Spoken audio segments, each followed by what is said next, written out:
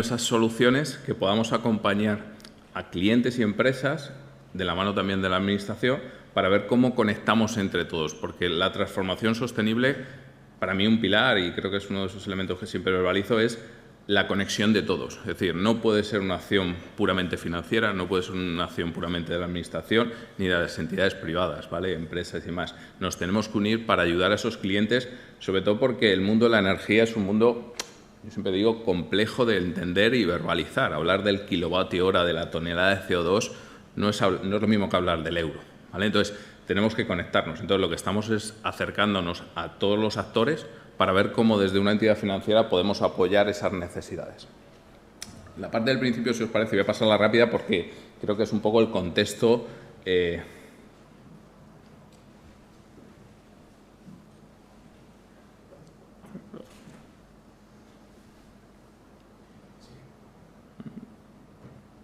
No me deja.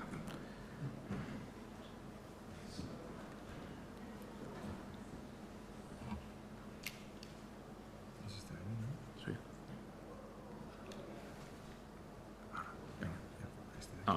Venga, hecho. Venga, perfecto. Era al revés. Bueno, pues simplemente un tema, es decir, básicamente un guión, como os digo, voy a intentar ser conciso para intentar recuperar algo de tiempo. Vale, pues evidentemente ahí vemos los datos que nos hacen dinamizar toda esta acción. Es decir, tenemos un objetivo de un cambio climático en la cual todos los actores tenemos que involucrarnos, ¿vale? Con una serie de objetivos que cada organismo tenemos que ir cumpliendo, ¿vale? Básicamente con una gobernanza, con las siglas también utilizadas y cada vez más de ESG en cuanto medioambiental, social y de gobernanza, de cómo cada vez más las empresas, los ciudadanos tenemos que incorporar esto en nuestros ADNs, ¿vale? Evidentemente, el objetivo es claro, es decir, tenemos que ser innovadores, tenemos que producir nuevas soluciones, tenemos que crear medidas sostenibles, eficientes para contribuir a esa descarbonización y, por lo tanto, ahorros, eficiencia, todo va en una correlación.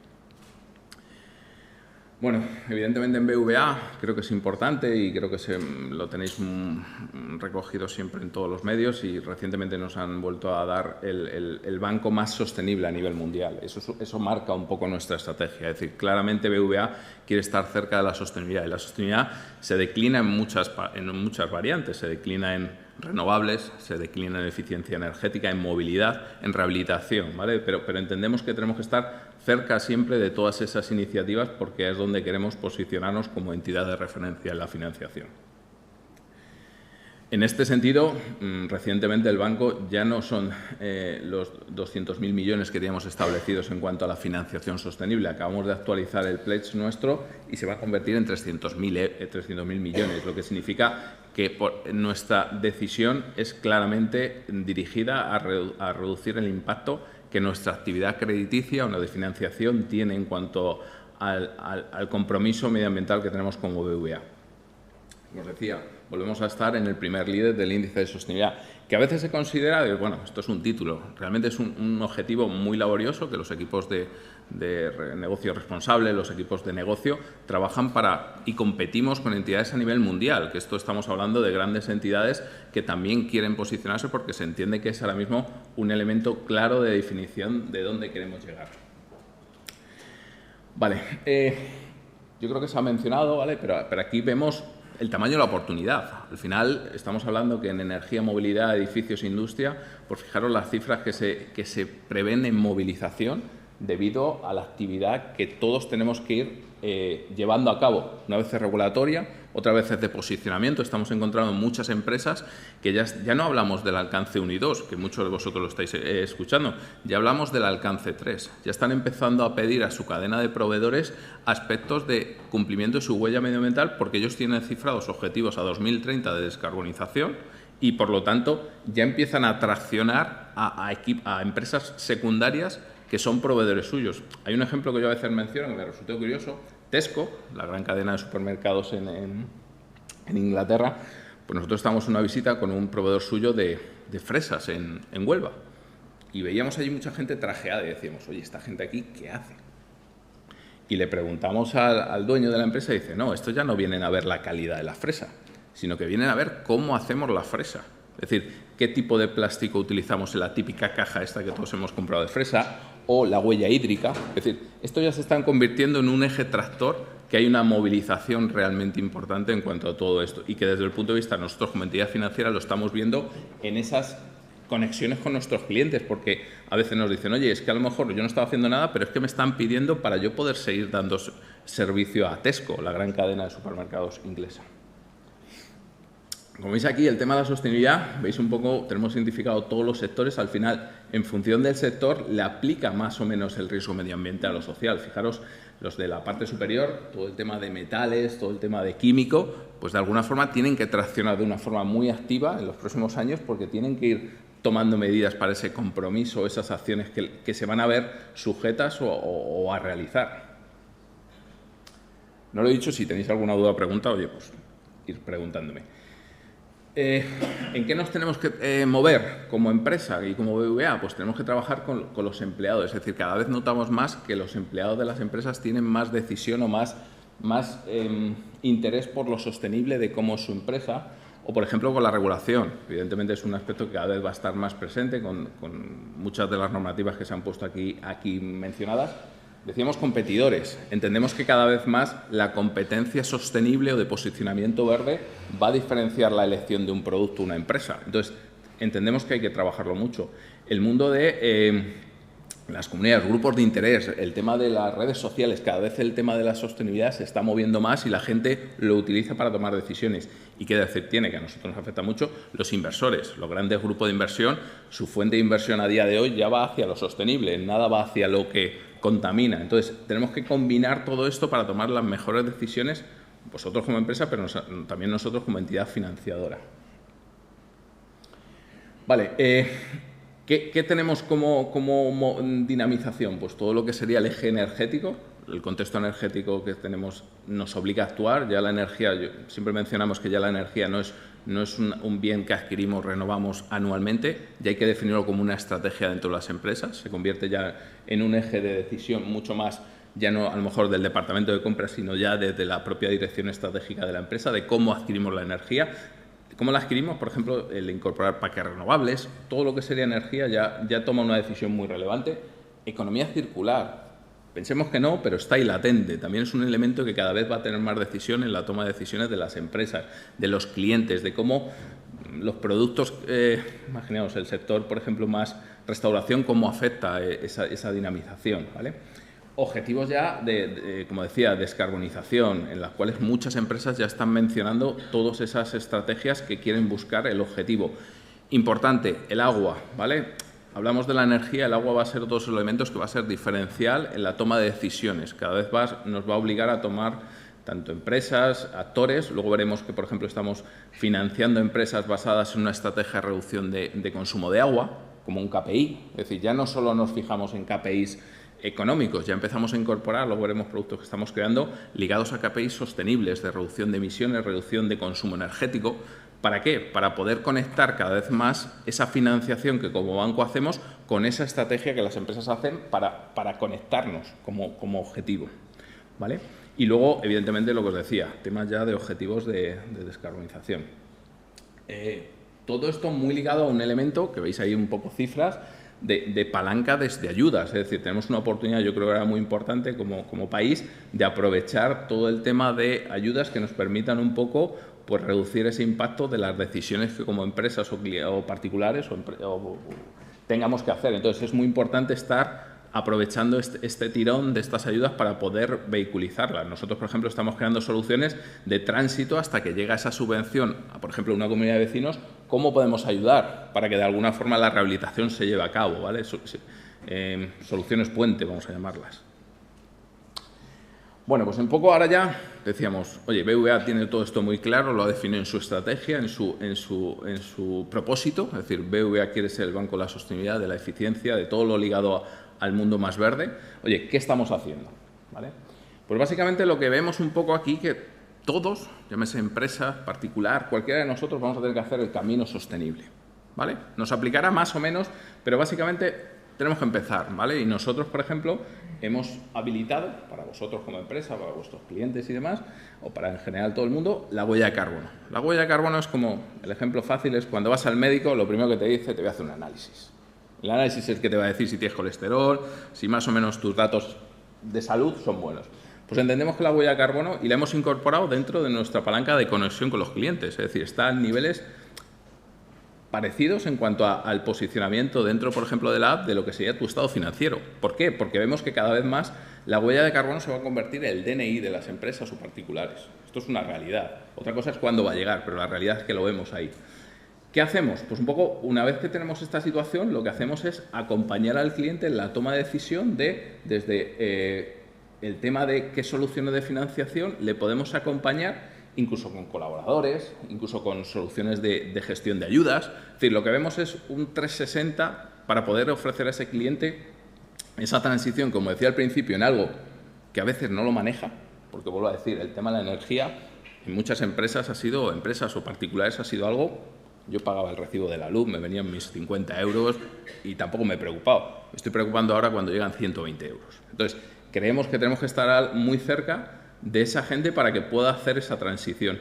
Y cómo también lo estamos haciendo, para nosotros es muy importante, formar a nuestros equipos, ¿vale? Es decir, de nada sirve que yo pueda estar aquí en un diálogo que más o menos me lo sé, si cuando vais a ver a vuestros gestores o con quien interactuáis dentro de BVA no tienen este diálogo embebido. Ellos son los primeros embajadores nuestros. Entonces, lo que estamos haciendo es formar a nuestra red para que todos los productos y soluciones y ese conocimiento básico, vuelvo a decir, básico me refiero es qué es el autoconsumo, qué soluciones hay más novedosas, el hidrógeno y tal, nos permita tener una red con capacidad de diálogo, porque si hay una capacidad de diálogo vamos a encontrar esa solución de financiación que se adecua a vuestra necesidad. Evidentemente, todos los productos, veis ahí un poco las declinaciones principales. Evidentemente las renovables como un eje muy estratégico, eficiencia y construcción sostenible, estamos muy cerca de todo ese colectivo porque entendemos que es un potencial y una acción muy relevante. La movilidad se ha mencionado como un eje muy necesario de actuar para reducir estas emisiones y luego el tema de economía circular y demás, ¿vale? Más o menos sigue siendo lo mismo, es decir, como estas 4 declinaciones que estamos queriendo producir soluciones y productos que enganchen con lo que vosotros estáis moviendo con vuestros clientes o que la sociedad demanda. ¿Vale? Importante, a día de hoy todo lo que son nuestros productos típicamente financieros tiene una declinación en un producto sostenible. Eso es muy importante porque al final el cliente se va a encontrar con una solución que, por ejemplo, una financiación le vamos a poder acreditar que esa financiación cumple la taxonomía. La palabra, la taxonomía, es algo que ha llegado y tenemos que utilizarla. Es decir, nuestros gestores ya están trabajando precisamente para hablar con el cliente de empezar a ponerle en valor que está financiando una instalación que cumple la taxonomía, los objetivos de Europa de descarbonización. Por lo tanto, estamos haciendo una transición siendo un vehículo para que nuestra capilaridad de red también interactúe con los clientes en todo lo que sería esa aproximación sostenible que, como decía, va a haber que hacer, ¿vale? Productos. Pues, por ejemplo, una cosa que hemos incorporado que creemos muy importante en todo este mundo de la sostenibilidad es el canal partner, ¿vale? Básicamente el canal partner es como una oficina de atención específica para soluciones sostenibles, ¿vale? Lo que buscamos es, somos un banco, una entidad financiera, burocracia, hemos creado una unidad específica que permita conectaros a vosotros, a las empresas, con ese cliente final para analizar la viabilidad de una forma ágil y rápida de la financiación de ese cliente final, en cualquiera de las declinaciones sostenibles, ¿vale? Ya no defino algo en concreto, sino simplemente estamos agilizando procesos. Entendemos que una de las cosas que tiene que estar ligado a todo el tema, y se comentaba anteriormente, es ser ágiles. La sostenibilidad también tiene que llevar una agilidad porque si no la gente a lo mejor quiere hacerlo, pero como ve una burocracia, ve una dificultad, la gente dice yo me voy a lo mío, que es lo fácil, ¿vale? Entonces entendemos que como banco hemos creado esta unidad específica para poder apoyar a todas estas soluciones. Como os digo, muy ágil, operativa, generando un acuerdo de colaboración, nada de un contrato muy sofisticado en el cual podamos estar de forma rápida, nos compartáis esas necesidades de clientes vuestros y empezamos a analizar de forma ágil con las diferentes oficinas, con las unidades de riesgo, para poder daros viabilidad y respuesta rápida en esa operativa. Evidentemente, esto diría yo que es lo básico, es decir, el préstamo, el leasing y el renting, pues ahí veis un poco cómo lo tenemos establecido, por ejemplo, en el tema de autoconsumo, qué periodos estamos llegando a día de hoy, de hasta 120 meses en cuanto al concepto de financiación, o por ejemplo, en el caso de medidas de eficiencia o proyectos de eficiencia de 84, ¿vale? Cada uno con sus características de si está en balance del cliente o en este caso en balance BVA para, en algunos casos, mejorar la posición de financiación del cliente. Vale, y entramos ya a cosas, como os decía antes, un poco que entendemos novedosas, es decir, el Capital Loan. Básicamente es un préstamo que va ligado a indicadores. ¿Por qué indicadores? Porque estamos cada vez encontrando más que las empresas quieren mostrar esas iniciativas que están haciendo relativas a acciones sostenibles. Entonces, ¿qué mejor que ligar la financiación necesaria para su actividad con esa propuesta sostenible que está haciendo las empresas? Entonces, como digo aquí, básicamente veis aquí ejemplos en los cuales, por ejemplo, tenemos un indicador de reducción de emisiones o un indicador de qué energía estás adquiriendo. Esto está teniendo mucha dinamización porque, vuelvo a decir, conectamos nuestro modelo con ese apetito de las empresas de mostrar la sostenibilidad que están llevando a cabo. Importante, hablábamos antes del alcance 3. Como os decía, palabras que hace, no sé, 1 o 2 años no estaban en el diálogo, ya empiezan a estar en el diálogo de forma recurrente. ¿Qué significa? Que nosotros también estamos hablando del tema del confirming sostenible. Cómo esa cadena de proveedores le estamos ya incorporando dentro de la validación de ser proveedor del cliente. Esto es sofisticado porque algunos proveedores, algunas grandes empresas, imaginaos la cadena de proveedores que tiene, pero esto está entrando, ¿de acuerdo? Es decir, todo va bajando, ¿vale? Entonces, pero sí que estamos ya encontrando clientes que quieren incorporar su cadena de proveedores basado en este tipo de modelos. Entendemos eso, conectar la sostenibilidad que el cliente está haciendo con lo que la empresa en sí está desarrollando. Y veis aquí que ya tenemos ese producto para poder ofrecer a ese cliente que esté interesado en este tipo de modelos. El mundo del autoconsumo, ¿vale? Yo creo que el autoconsumo, quien no conoce el autoconsumo, pero donde, por ejemplo, estamos trabajando mucho es, por ejemplo, creando con nuestras áreas de riesgos o áreas internas el modelo as a service. Estamos viendo también, que va muy ligado al modelo ESCO y demás, cómo podemos establecer modelos. Perdona, ya parece 500 metros, ayer ya oía una noticia que se va a actualizar, 2 kilómetros, pero bueno, entenderme la traspa, esta está de la versión anterior. No, simplemente deciros que es muy importante que estamos viendo cómo podemos enganchar ya un modelo A3. Es decir, la tradicional financiación es yo financio al cliente final. Ese es el modelo que teníamos actual. Esto ha cambiado. La realidad es que ahora ya estamos en un punto en el cual aparece un tercer actor, que en muchos casos sois las empresas que estáis aquí. Lo que queremos es ver cómo nos conectamos a 3. Es decir, vosotros como la instalación, que le va a llevar a cabo esa instalación, que puede ser autoconsumo, medidas de eficiencia energética, y ver a ese cliente final que va a ser el pagador de la energía. ¿De acuerdo? Entonces, estamos cambiando internamente el propio modelo de las estructuras de riesgos, que normalmente son estructuras complejas, para que empiecen a incorporar este modelo, como digo, ya no a 2, sino a 3, ¿vale? Mundo residencial, oportunidad enorme. Comunidad de propietarios, se ha mencionado mucho aquí. Creo que es un eje en el cual hemos creado un área específica que está trabajando, con alguno de vosotros incluso, de llevar a cabo cómo aprendemos, cómo estamos cerca de la necesidad de financiación de esa comunidad de propietarios. Entonces, estamos todos, yo creo que en una fase de aprendizaje, la realidad creo que no, que es esa, pero creo que tenemos esa necesidad y BVA lo está haciendo, llevando a cabo pilotos o pruebas con colaboraciones vuestras para ver si realmente podemos estar conociendo la necesidad del cliente final, porque de nada sirve que saquemos un producto si no conocemos qué hay de todo detrás de esa solución. Evidentemente en el mundo de pymes y empresas, y un poco similar al mundo de comunidad de propietarios, en el mundo de comunidades energéticas.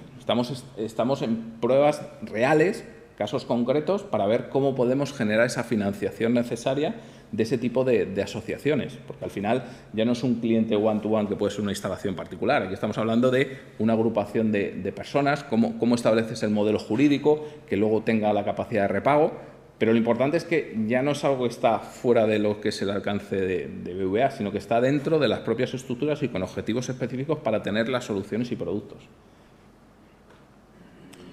Bueno, evidentemente hablamos de cosas antes un poco más particulares, pero incluso estamos viendo modelos de PPAs, ¿vale? La compra de energía de alto nivel. Importante también el tema de SPVs, crear sociedades paralelas para poder gestionar el tema y que de alguna forma no incluya en vuestro balance el tema de la financiación de esos proyectos, ¿vale? Ya de alguna forma estamos intentando extraer de alguna forma de vuestros balances esos desarrollos ligados siempre a la energía para poder tenerlos. Bueno, pues un poco aquí veis un poco cómo empezamos. Pues yo os invitaría a todos, ¿vale? Porque ahí un poco lo que estamos es a vuestra disposición, tanto la unidad que es la que tenemos creada, que es una unidad específica, se creó en el banco hace un año para poder dotar de capacidad tractora dentro de una organización como BVA, como vuestros gestores y demás, para poder conectar y proponer vuestras soluciones, no sé, tecnologías, etcétera, porque el banco sí que está creando lo que llamo yo esos productos que acompañen a esa novedad tecnológica con esa necesidad de financiación. Y por mi parte, muchísimas gracias.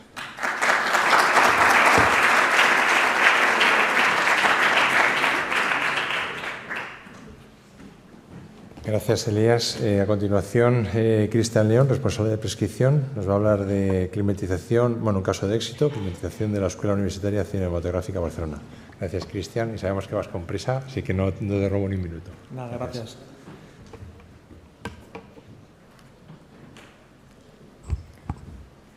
Bueno, pues nada, mientras inicia la presentación, agradeceros a todos ustedes la presencia, al Ministerio por invitarnos a participar en el evento, a ANESE por contar siempre con nosotros en este tipo de eventos. Y bueno, por mi parte, vengo a presentaros un caso de éxito de los que vais a poder encontrar dentro de la guía. Bueno, es la climatización de un edificio en Barcelona, una escuela de negocio, una escuela de animación que ellos denominan Barcelona 3D y que, bueno, pues que os quiero contar un poquito cómo fue el porqué, cómo y toda la tendencia y toda la línea de cómo hicimos esta instalación. Para lo que no nos conozcáis, me gustaría hacer un pequeño inciso de quiénes somos. Bosch es una multinacional alemana con 4 patas de negocio. La principal y la que seguramente todo el mundo conocéis es la parte de automoción, la parte que denominamos Mobility Solutions, en la que bueno, pues viene a ser aproximadamente entre el torno al 50 al 60% de nuestro negocio. Luego tenemos otras 3 divisiones, que es la de tecnología industrial, menos conocida, pero bueno, para que os hagáis una idea, pues tecnología que puede ir enfocada por ejemplo, a todos elementos motrices, como puede ser la caja mágica, las Tower Bees de Londres, por ejemplo, todos esos motores y toda esa tecnología se necesita, lo trabajamos con esta división. Luego tenemos la división de tecnología para la energía de edificación, en la que está incluida la división de termotecnia, que es a la que yo represento, a la que os voy a contar un poquito a día de hoy. Y la última, que también es muy conocida, pues bueno, a nivel particular, la de bienes de consumos, quien no conoce a día de hoy, pues todas las lavadoras, frigoríficos, herramientas de Bosch. Dentro de la división de termotecnia, para que nos enfoquéis un poquito, nos centramos principalmente en 3 líneas de negocio muy diferenciadas. La parte residencial, que hemos venido siempre gestionando bajo la marca Junkers. A día de hoy estamos modificando un poquito esa línea de negocio y estamos pasando ciertos productos bajo la marca Bosch. Luego una parte más comercial, que siempre hemos venido arrastrando bajo una marca Buderus, que también está siendo absorbida por la propia marca Bosch, y una división industrial en la que trabajamos, bueno, pues procesos ya más grandes, tecnologías de vapor, de agua sobrecalentada, también bajo la marca Bosch. Y bien, pues entramos un poco al grano. Esto, pues bueno, es una escuela de cine, una escuela de animación situada en Barcelona, en la zona @22, el barrio 22, bueno, 22 @22 de Barcelona, una zona muy importante dentro de la ciudad. Para que nos hagamos una idea, este es un edificio, no es nuevo, porque el edificio ya existía, pero anteriormente ya existía un concesionario de coches, con lo cual en esta instalación pues no vamos a poder valorar el antes y el después de los resultados, pero sí que vamos a poder dar unos datos preliminares. El edificio está distribuido en 2.000 metros cuadrados, con muchas zonas, desde laboratorios de animación, clases, salas de reuniones, salas de laboratorios digitales, etcétera. Y aquí, pues bueno, la propiedad nos propuso un reto. Nos dijo realmente que ellos lo que necesitaban era una solución eficiente para climatizar y calefactar todas las zonas comunes de la manera más eficiente, es decir, con el mayor ahorro energético posible y sin despreciar el confort y el poder trabajar con calor y frío simultáneo en las zonas con el menor impacto acústico, por supuesto. Bueno, aquí llegado este momento valoramos muchas opciones. Valoramos el poder trabajar con tecnologías de calderas, el poder trabajar con enfriadoras. Al final decidimos trabajar con la tecnología VRF por muchos motivos. Principalmente la simplicidad a la hora de proyectar. A la hora de proyectar un sistema de este tipo es muy sencillo. Trabajamos con pequeñas... sí es cierto que trabajamos con refrigerante, con toda la polémica y todas las tasas y todo lo que tenemos que pagar de impuestos a día de hoy con esos refrigerantes, pero que nos permite trabajar con secciones muy pequeñas y que supone una fácil instalación frente a otro tipo de tecnologías. Tecnologías de agua que al final pues, suele complicar mucho la instalación en cuanto al tema de, cuando hablamos de pérdidas de carga, cuando hablamos de elementos terminales, pues es una solución bastante más sencilla. Es una solución que ofrece rendimientos elevados. Estamos hablando que los sistemas VRF no es una tecnología nueva, es una tecnología que lleva con nosotros muchos años, que ha ido avanzando en el tiempo y con el que hemos ido consiguiendo mejorar esos rendimientos, pudiendo llegar a día de hoy a rendimientos de 4:1, de 5:1, de 6:1, ya rendimientos muy importantes. Queremos decir, al final, si estás trabajando con rendimientos 4:1, por cada kilovatio que tú consumes, eres capaz de proporcionar a la instalación 4 kilovatios. Evidentemente son rendimientos muy altos y muy importantes. Al final estos tipos de equipos pues trabajan con compresores inverter, compresores que se van amoldando a la instalación y que van pues, modulando dependiendo de las necesidades que tenga la misma y que evidentemente pues, aporta una eficiencia energética y un ahorro en el consumo importante. Y bueno, aparte ya lo he comentado anteriormente, poder proporcionar calor y frío de manera simultánea, y algo que nos marcó la propiedad y que era muy importante era que fuese de fácil monitorización. Es decir, ellos necesitaban poder monitorizar la instalación en cualquier momento, que pudiese ser controlada de manera centralizada y de manera individual a la vez.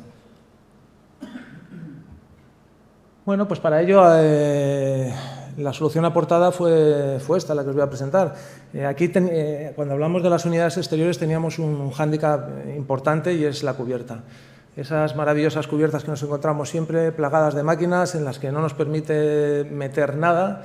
Claro, cuando tenemos que meter 150 kilovatios en máquinas de VRF y pensamos en esos armatostes grandes, ya pues, se nos complica la instalación. Nosotros disponemos de una tecnología que denominamos Mini VRF, que, bueno, pues que se asemeja mucho a esos equipos de aire acondicionado comerciales, los 1x1, los 2x1, los multi, que permiten proporcionar potencias de hasta 45 kilovatios con una única máquina, y al final pues, bueno, fue la solución aportada. Pudimos introducir estas máquinas en la cubierta ocupando el menor espacio posible y pudiendo aportar pues, bueno, los 157 kilovatios que precisaba la instalación. A nivel de unidades interiores, pues bueno, es un edificio bastante complejo porque tenemos zonas de, bueno, pues lo que son aulas, tenemos laboratorios, zonas comunes. En las zonas comunes, pues bueno, evidentemente hemos trabajado con equipos de conductos. En las zonas de aulas y laboratorios hemos trabajado con unidades interiores de cassette. Y al final, pues bueno, el concepto es el que podéis ver ahí, una unidad exterior que sea capaz de controlar infinidad de unidades interiores y que estas a su vez sean capaces de ser gestionadas pues, por controles sencillos, controles fáciles de trabajar, que, bueno, pues que al final el control es una parte muy importante de la instalación. Al final el poder trabajar con equipos de control que sean capaces de modular la temperatura según las necesidades nos van a ayudar mucho en la instalación. Y aquí, ese dato importante que nos marcaba la propiedad era, oye, necesito esta instalación, un control centralizado, que sea capaz de gestionar todas las máquinas interiores y a la vez que seamos capaces de modificar esa temperatura dependiendo de... Es decir, si yo tengo en un momento puntual un caso excepcional que se me acumula mucha gente en una zona, pues poder modificar esos rangos de temperatura in situ sin tener que desplazarme a otro sitio. Y esta fue la solución. Un sistema centralizado, gestionado por el mantenedor. Al final es como el mantenedor dispone de una tablet en la que puede gestionar todas las aulas y todas las zonas comunes del edificio, controlar las temperaturas de cada zona, y todo esto gracias pues, a unas pasarelas de comunicación que disponemos, con el cual pues, el propio mantenedor no tiene ni por qué estar en el edificio, puede estar en otra zona y puede estar gestionando el edificio desde su propia oficina. Bueno, ya para terminar, como se ha adelantado al inicio, es un edificio nuevo. Aquí no tenemos posibilidad de, como en otros casos, de poder decir qué es lo que había antes, qué es lo que tenemos ahora, qué ventajas hemos aportado, pero sí que es cierto que los datos que hemos podido sacar de esta instalación pues bueno, nos dan un buen rendimiento, nos hacen ver que la instalación pues, proporciona un elevado confort térmico y una cantidad de ahorro energético importante. Debido al consumo eléctrico medio y a la producción térmica que estamos aportando, pues estamos a día de hoy proporcionando un COP dentro de la instalación del 4,48, que entendemos que está muy bien. La propiedad está por el momento muy contenta. Son sistemas muy sencillos, el mantenimiento es casi nulo. Sé que, bueno, pues que a día de hoy todo el mundo quiere evitar todo el tema de gases fluorados por el coste que conlleva, pues todo el riesgo que puede conllevar también esas fugas, pero son sistemas muy probados, sistemas muy maduros y bueno, es muy raro que pueda suceder ese tipo de problemas. Y sin más, pues gracias a todos por estar aquí. Gracias.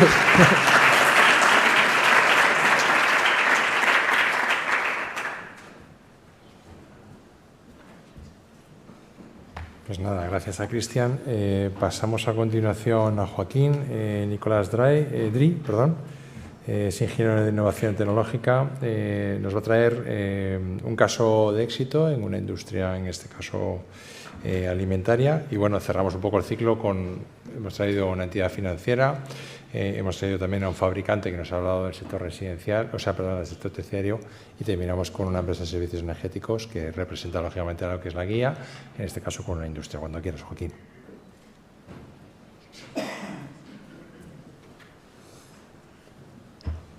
Bueno, buenos días, muchas gracias. Bueno, como decía, le vamos a presentar una pincelada de lo que fue un caso de éxito de un proyecto que llevamos adelante en uno de nuestros clientes. En este caso es Pascual.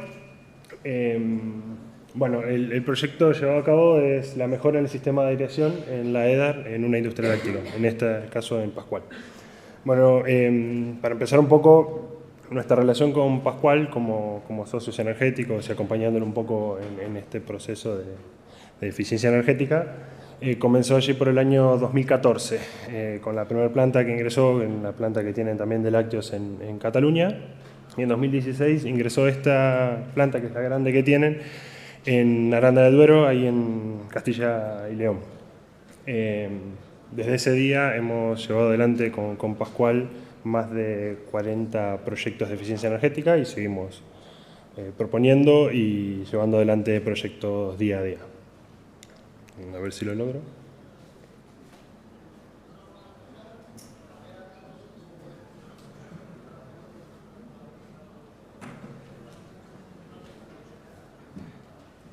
No lo logré. Creo que es es al revés. Era al revés. Vale, gracias. Vale. Un poco como introducción y un poco de contexto del proyecto. Como les decía, la ubicación es en la planta que tiene Pascual en Aranda del Duero, en Castilla y León. Obviamente esta planta es del sector lácteo, donde producen leches, mantequillas, yogures, productos. Específicamente nos focalizamos en la estación depuradora de aguas residuales, un poco para dar el contexto, y estos son los datos principales de proceso de esa planta, de la estación 2 de depuradora de agua. El caudal es 750.000 metros cúbicos al año, un de cubo de recepción promedio de 2.000 ppm y un consumo eléctrico de 1.700.000 kilovatios hora al año. El proyecto lo llevamos a cabo a través de un tipo de contrato, bueno, como ese, con contrato de rendimiento energético, donde garantizamos los ahorros y compartimos los ahorros que se generan a través del proyecto. Tipo modelo. Y la ejecución de todo el proyecto duró 3 meses, así que fue un proyecto de rápida ejecución. Bueno, un poco la situación. La planta que tiene Pascual en Aranda del Duero cuenta con 2 estaciones depuradoras de aguas residuales. Una es un poco más antigua, que es la 1, y en la que nosotros nos focalizamos es en la 2. La situación era un poco como la estación 1 tiene una tecnología un poco más anticuada, sobre todo en la parte de la oxigenación. en la parte del biológico, tiene un costo específico de tratamiento de agua un poco superior al de la EDAR 2. Entonces, la intención de la fábrica era un poco ir desviando ese caudal más hacia la EDAR 2 para reducir un poco los costos específicos de tratamiento de agua. ¿Qué sucedía con esto? Se iba cargando un poco más la EDAR 2 a medida que avanzaba el tiempo, ¿no? La EDAR 2, en la situación en que la encontramos inicialmente, previo al proyecto,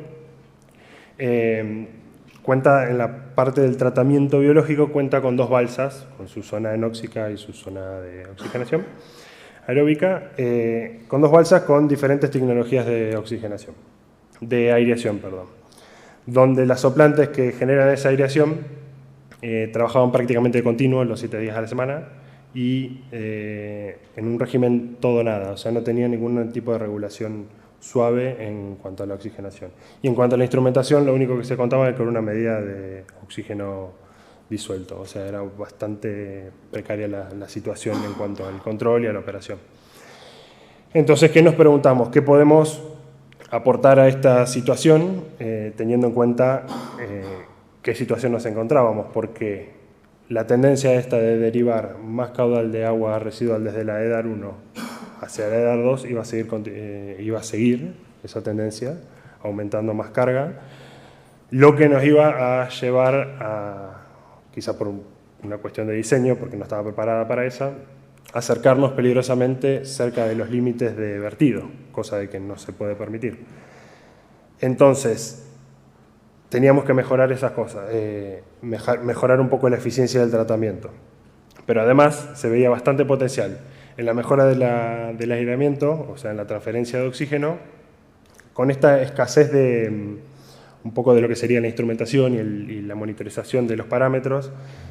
Teníamos un poco defectuoso el proceso de nitrificación y desnitrificación, lo que nos producía, como ahí dice en el último punto, en el anteúltimo punto, teníamos una deficiencia en cuanto a la transferencia que generaba ese problema de desnitrificación y nitrificación.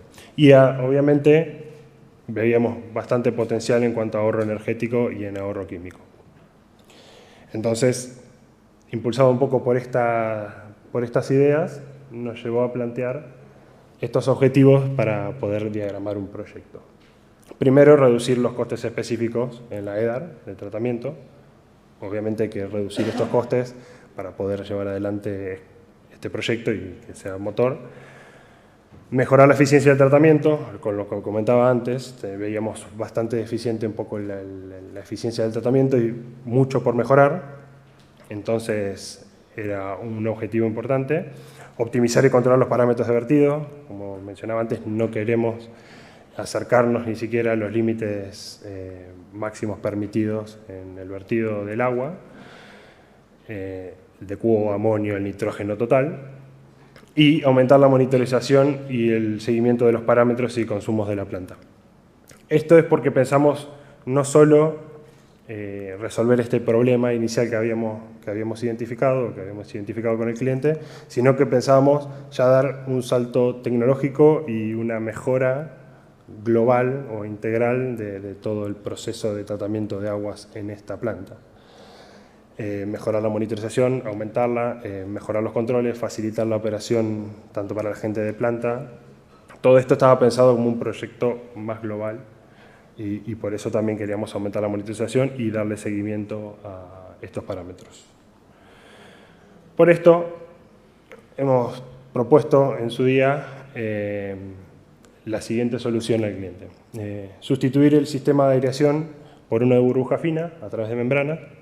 Nuestra idea era reemplazar en una de las balsas, como les mencioné había 2, en una de las balsas reemplazar el sistema de aireación por una burbuja fina con membranas para poder procesar toda el agua que le estaba llegando a la planta, a la EDAR 2, dejando la otra balsa como backup. Entonces anulándola y directamente solamente tratándola en esta única balsa donde llevamos adelante el proyecto. Instalar un variador de frecuencia en uno de los soplantes, en el soplante de esta balsa, para regular el caudal e ir controlando un poco el aire y la oxigenación en esta balsa de EDAR. En la instalación de un sistema de medición mejorar la medición, no solo tener el oxígeno disuelto, sino también tener el medido el potencial redox, el pH, y conectar todo esto con el sistema de control por PLC, que va a ir a la escala de la planta y que permita regular la inyección de aire en función de estos parámetros, para poder cumplir con el correcto ciclo de desnitrificación y nitrificación que veíamos que teníamos problemas previamente a esto. Y integrar, por último, integrar todas estas señales de controles en un sistema de gestión energética para darle seguimiento. El sistema de gestión energética, que en este caso Siris, que ahora les voy a mostrar un poco cómo quedó, Pascual ya contaba con él, entonces era integrar esto y agregar un módulo más al ya sistema que ya tenían instalado previamente.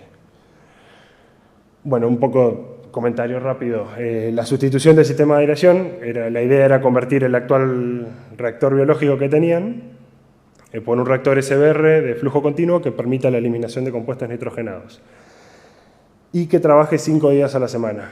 También dimensionamos el sistema no solo para trabajar con una sola de las balsas, sino que además lo dimensionamos para que trabaje solamente 5 días a la semana y dejando los fines de semana con una mínima agitación para que no se produzcan degradaciones, pero trabajando con ciclos de desnitrificación y nitrificación solamente 5 días a la semana, lo que producía un ahorro no solo eliminando el consumo eléctrico en la otra balsa, sino que reduciendo 2 días a la semana también el consumo principal eléctrico, que es el de la soplante. Bueno, aquí pueden ver un poco la imagen de las membranas y cómo era la oxigenación antes y después. Se ve que es un flujo un poco más controlado, mucho más fino en las burbujas y la transferencia es mucho mejor luego del proyecto. Y, como les mencionaba también, la integración en el sistema de gestión energética. Como ya sabemos, implementar un sistema de gestión energética es muy importante, en las plantas industriales súper importante, tanto para la parte de producción como para la parte de los servicios. ¿Por qué? Aquí están los beneficios. Permite la visión en tiempo real de los KPIs y los parámetros del proceso para detectar anomalías o desvíos, dependiendo de lo que vayamos mirando. Establecer herramientas predictivas. Eso también lo permite, por lo menos nuestra plataforma Iris, que ya se puede ver una imagen, permite establecer herramientas predictivas en el caso de necesitarlo. Generar alarmas de operación o de eficiencia energética. Si vemos que un KPI no sé, el consumo específico de la soplante se nos está yendo de rango, podemos identificarlo con esta herramienta y darle seguimiento y previsión a la evolución de los costes específicos. También se puede setear y se puede programar cada parámetro que decidamos o cada KPI que queramos definir. Allí un poco se ve cómo ha quedado el sinóptico de la planta a la EDAR luego del proyecto. Se pueden ver las dos estaciones que les comentaba, la EDAR 1 y por debajo la EDAR 2, y cómo se ve un sinóptico en nuestra plataforma de seguimiento energético. Se ven toda la instrumentación nueva que agregamos debajo de la EDAR, capaz se ve muy pequeño, pero bueno, ahí se ve el oxígeno, el potencial redox, el pH y la presión de la soplante. Vemos el agua, el consumo energético y ahí podemos dar seguimiento a todo. Y debajo se puede ver también una captura de la plataforma donde podemos ver cómo el caudal de aire de la soplante va variando en función del oxígeno disuelto y el potencial redox. Y ahí se puede ver claramente minuto a minuto y vemos cómo va variando y podemos hacer unos análisis a través de la plataforma. Bueno, finalmente, en cuanto a los resultados, el nuevo sistema de aireación ha mejorado la eficiencia del proceso notablemente, permitiendo el proceso de mayor caudal en una sola balsa, dejando la otra balsa como backup y parando el principal consumo eléctrico de la soplante en la otra balsa. El proyecto está generando ahorros en los costos totales de tratamiento de aguas residuales de unos 50.000 euros al año. Esto es no a precios de ahora, sino a precios cuando se pactó el proyecto en la ficha de inversión en su día. Estamos hablando de 2020, si no recuerdo mal. O sea, este es el ahorro pactado, no es el ahorro con los proyectos, con los precios de ahora. Importante comentar acá, el ahorro generado no es solamente de la parte eléctrica, que ya dijimos, que viene dado por trabajar 2 días menos a la semana, por implementar el variador de frecuencia, porque no trabaja todo el tiempo todo nada, arrancando y parando, sino que trabaja con un régimen suave de control, y parando la otra soplante de la otra balsa que antes funcionaba, ahora se paró definitivamente, entonces ese consumo también se resta. No solo tiene que ver con eso, sino que la mejora en la eficiencia del proceso, en cuanto a la oxigenación y al mejor tratamiento, también permite reducir costos en químicos, que eso también es un peso súper importante en cuanto a los ahorros totales del proyecto.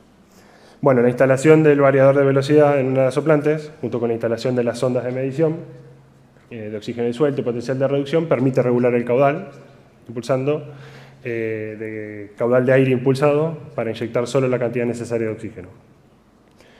Y aparejado a esta mejora del proceso y correcto cumplimiento de los ciclos de desnitrificación y nitrificación, hemos mejorado la eficacia de los decantadores secundarios al reducir estos procesos que se pueden llegar a dar de desnitrificación en estos decantadores. Entonces hemos mejorado también la eficacia en estos decantadores.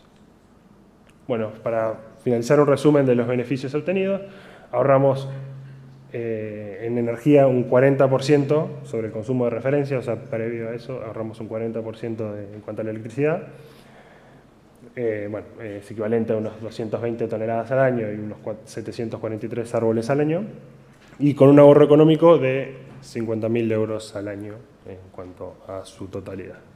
Así que fue un gran caso de éxito. Es importante, me parece, en este caso de éxito, tener en cuenta que, o quizá lo pienso yo, pero digo, en la parte de tratamiento de aguas, por ahí es algo que no se tiene en cuenta, que se pueden hacer muchas cosas, tiene mucho potencial de reducción y bueno, y acá se ven a las claras los resultados que se ven. En las plantas de tratamiento de agua, que bueno, nosotros tenemos varios proyectos en eso, tiene mucho potencial también, porque siempre vamos a los vectores típicos, pero aquí hay mucho potencial también. Bueno, nada, muchísimas gracias.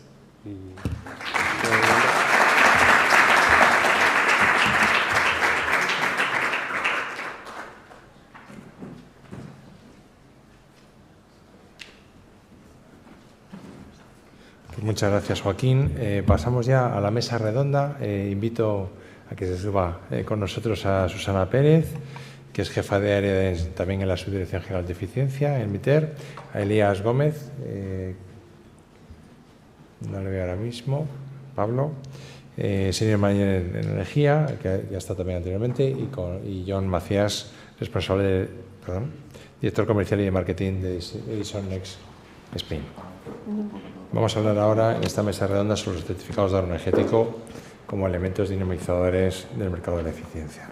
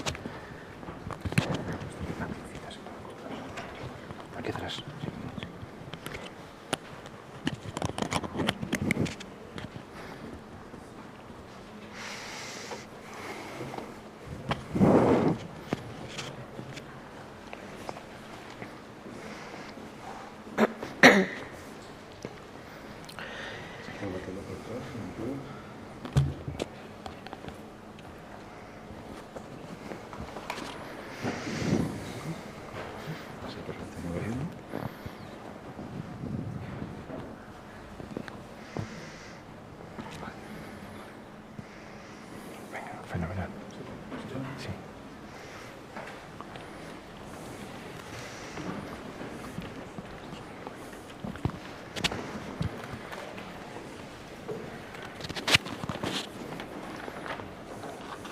¿Se oye bien?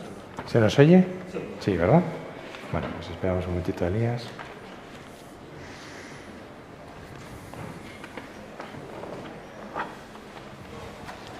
Bueno, pues muchas gracias a todos. Ya os he presentado, así que vamos a pasar un poco a comernos el tiempo que hemos tenido desde todas las presentaciones.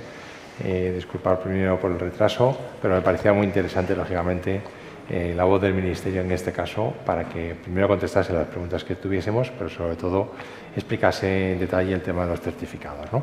Como sabéis, de la asociación llevamos pues año y algo trabajando conjuntamente, pero en concreto desde marzo, con más de 20 empresas trabajando en el catálogo. No lo ha explicado concretamente Jacobo. Tenemos aquí además a Susana, jefa de área, y por lo que me cuentan, artífice, ¿no? Realmente conocedora y generadora, ¿no? Del tema de los certificados. Y la primera pregunta casi que yo preparo un poco para todos, ¿no? Es decir, quizás un poco más el papel de una empresa de servicios energéticos, una entidad financiera. Dos preguntas, ¿no? La primera casi es, oye, ¿cómo podemos activar entre todos la demanda, ¿no? Incluso también, lógicamente, el propio Ministerio, ¿no? ¿Qué podemos hacer para que esto se conozca? Y luego la opinión del propio sector, ¿no? ¿Cómo lo veis vosotros en vuestro día a día, ¿no? Si queréis, empezamos por aquí. Vale. ¿Cómo podemos colaborar, ¿no? para activar la demanda? Por nuestra parte, la activación de la demanda creemos que va a venir dada por la propia relación coste-eficiencia que va a tener para los sujetos obligados la diferencia entre realizar una aportación económica al Fondo Nacional de Eficiencia Energética, que además la equivalencia financiera cada vez está siendo más alta por cada vez rendimiento desde un punto de vista de eficiencia más bajo de las líneas de ayuda que se están lanzando con cargo a este fondo. Entonces, creemos que van a ser los propios sujetos obligados, como comentaba antes Jacobo, los que van a ver una oportunidad económica de negocio de animarse a buscar pues, actuaciones de eficiencia energética, no a promocionar ese tipo de actuaciones, porque les va a salir más barato que realmente aportar. Es cierto que habrá un grupo de sujetos obligados que a día de hoy tiene una obligación de ahorro muy reducida, ¿no? Hay como de unos 700 sujetos obligados que tenemos todos los años, en torno a 500 sujetos obligados a lo mejor tienen unas ventas inferiores a 1 gigavatio hora de energía año, con lo cual su obligación de ahorro es muy reducida y probablemente ese grupo no le interese entrar en el sistema de CAES porque a lo mejor la aportación que tiene que hacer al fondo al año es en torno a 150-200 euros y no le interesa entrar en este sistema, pero para el resto de sujetos obligados, sobre todo aquellos que tengan unas obligaciones fuertes en temas de ahorros energéticos, económicamente creemos que les va a compensar y que para ellos va a ser una oportunidad interesante de negocio, ¿no? También hay que tener en cuenta que lo que decía Jacobo, no solamente las actuaciones que yo haga para mí mismo, sino que además los CAEs que yo genere, si tengo sobrante de CAE, van a ser títulos negociables, con lo cual también serán, se podrán poner en un mercado bilateral, no será un mercado regulado por nosotros, por el Ministerio, pero que será otra oportunidad de negocio adicional y creo que ahí pues, también será una oportunidad muy interesante para todos aquellos que puedan actuar como sujetos delegados, que vemos que las S tenéis ahí una oportunidad también interesante de participación por toda la experiencia que ya podéis aportar, ¿no? Por ejemplo, el caso que nos acaban de contar la gente de Edison Next, ¿no? Me ha parecido un proyecto súper bonito, muy interesante y que se ha visto con unos resultados de ahorro energético pues, muy potentes, que por ejemplo nosotros a día de hoy, como Ministerio, para nosotros son resultados opacos, salvo que un proyecto de estas características haya estado financiado con una línea de ayudas de eficiencia energética, nosotros no vemos esos ahorros y no los vemos y por tanto no los podemos computar de cara al objetivo nacional y no los podemos elevar no los podemos reportar a la Unión Europea. Así que creo que el sistema de CAE será un win-win para todos. Por una parte, a los sujetos obligados les supondrá menos coste hacer frente a su cumplimiento de obligación. Para aquellos que se acrediten como delegados, sean otro tipo de empresas, pues a lo mejor empresas instaladoras o de ingeniería potentes, les puede resultar un nuevo nicho de negocio y a nosotros como Ministerio vamos a ser capaces de recoger y visualizar una serie de ahorros que a día de hoy no estamos siendo capaces de ver, ¿no? Buenos días, bueno, gracias por invitarnos. Hacia la pregunta de cómo puedes activar la demanda, yo creo que las necesidades son diferentes depende del sector. Yo creo que el sector industrial está más acostumbrado a medir cosas que el sector público. Perdóname, Susana. No, sí, seguro. El sector público, yo me siento algunas meses con muchos ayuntamientos, muchos alcaldes, te dicen, yo gasto mucho. ¿Qué es mucho? Más que antes. Eso es mucho. Le preguntas cómo lo mide, gasto más que antes. ¿Dónde lo gastas? En el pueblo. ¿Pero dónde? Es decir, la parte de medición aún no está implementada en el sector público. Está a años luz del sector industrial seguro, sí. Entonces, habría que trabajar en la medición de las cosas en el sector público. Segundo baremo que habría que hacer es, cuando mido, implementar medidas que en el corto plazo, pero no cambiar por cambiar. Es decir, cuando yo me siento a un sitio, cambio la caldera de carbono de tanto por una caldera de carbón tanto por una caldera igual de otro combustible. Igual no te hace falta tanto cambio. Es decir, cuando lo mides, puedes ajustar el cambio a la demanda. Y esa parte hay que trabajarla. Y lo que sí han trabajado, en mi opinión, en el sector público en dos temas es, uno, sacar pliegos periódicos cada 2 años, cada 4 años para la iluminación, para la luz, para la electricidad, y otro el cambio de luminaria, ¿no? Y el cambio de la luminaria. Más del 60% de luminaria de España aún no es LED pública, aún no es LED. Y cuando cambian a LED, no cambian con sensores todavía. No hay una... De tal forma que a las 5 de la mañana, cuando hay menos demanda en una calle principal, sensorice que el LED te permite y baja la demanda. Es decir, nos queda mucho recorrido en el sector público. Por eso he agradecido bastante que Jacobo haya mencionado que va a ser... Es uno de los retos que nos marca la nueva Directiva de Eficiencia Energética que estará en negociación, que es verdad que el sector público sea mucho más ágil y mucho más proactivo, ¿no?, en materia de eficiencia energética, porque se está exigiendo mucho al resto de sectores y nosotros nos hemos quedado atrás. Entonces es algo que se ha visto a nivel de la Unión Europea y tenemos que empezar a hacer pues función ejemplarizante, ¿no? No exigir a otros lo que nosotros no cumplimos. Perfecto, yo agradezco eso. Y segundo, el sector industrial está bastante más avanzado, se han tomado bastantes medidas con diferentes madurez. Y antes yo creo que los proyectos de eficiencia estaban en la mesa del que lleva la ISO, decía la auditoría, luego era la ISO, y ahora cambió de mesa y está en la mesa de finanzas o el CEO. Entonces ahora, dentro del industrial, está creciendo porque ya la gente, cuando le preguntas ¿cuánto pesa la energía en tu producto final? Antes el no lo sé era habitual y ahora es un X%. Es decir, ya tienen una vara de medir. Y entonces yo creo que no podemos prescindir de ninguna tecnología. Entonces, en una operación en un sector industrial famoso de alimentación en el sur, hemos hecho unos números para implementar una tecnología que estaba en el subconsciente de mucha gente, que era solar térmica. Salen unos números de en torno, por debajo de 30 euros megavatio de producción. 30 euros megavatio con el mercado como está, o sea, ahorros abismales. Es decir, no debemos, primero, foco en el sector público en medir cosas. Segundo, en el industrial, no prescindamos de ninguna tecnología. Y luego, creo que entre lo que se habla aquí, con este perfil de gente técnica, y lo que se habla en la calle, hay cierta diferencia. En algún caso, algún abismo. Porque aquí se hablan de kilovatios, de frigorías, y en la calle la eficiencia hay que hablarla, en mi opinión, de euros. Yo con esta inversión me ahorro estos euros, porque la gente lo entiende más fácil. Y hay que simplificar el mensaje a la gente. Y yo creo que de cara a la pregunta que me hacías, que me he enrollado demasiado, habría que trabajar con el IDAE para explicar y fomentar el tema de las CAEs, ¿no? Todavía Jacobo decía que a él le preguntaron, había mezclado que era la eficiencia, que era el Fondo Nacional, que era... Entonces, como hay tantos términos y son tan técnicos, es difícil de que la gente lo entienda. Entonces, habría que trabajar en divulgar, pero que es un avance buenísimo y abismal para el sector, es una evidencia eso, es una evidencia. Elías, activar la demanda y ya John ha incluido la palabra euros. Sí, no, a ver, yo creo que ahí, y lo decía en mi charla, para mí importante es, y lo que comentaba el compañero, es formar, ¿vale? Yo creo que hay un gap, y lo decía antes, es decir, la sociedad en general, hablar de kilovatio hora, ahora es todo el mundo ya euro megavatio hora, todos tenemos un orden de magnitud, pero eso es porque estamos viendo de forma repetitiva en los medios de comunicación, estamos en 300, 150 y tal. Pero es verdad que yo creo que falta mucha capilaridad de conocimiento, ¿vale?